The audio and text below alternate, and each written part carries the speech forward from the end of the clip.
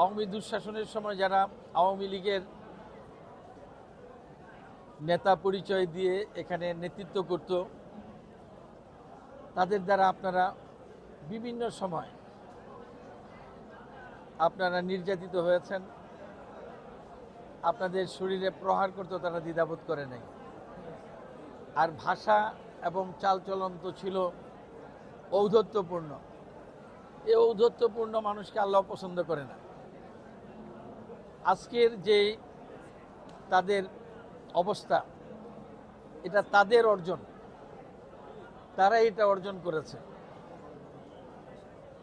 যারা ওই সময় নির্যাতিত হয়েছেন তাদেরকে আমি সম্মান জানাই যে এই নির্যাতনের পরেও আপনারা আন্দোলন সংগ্রামে পিছপা হন নাই, এবং যারা বিএনপি এবং ফোরামের সাথে জড়িত আপনারা বলিষ্ঠ ভূমিকা পালন করেছেন। এখানে যেমন 7 মার্ডারের সময় আমাদের অ্যাডভোকেট সাখাওয়াত ভাই এবং তার সহকর্মী যারা আপনারা ছিলেন উল্লেখযোগ্য ভূমিকা পালন করেছেন অনেক সাহসিকতার সাথে।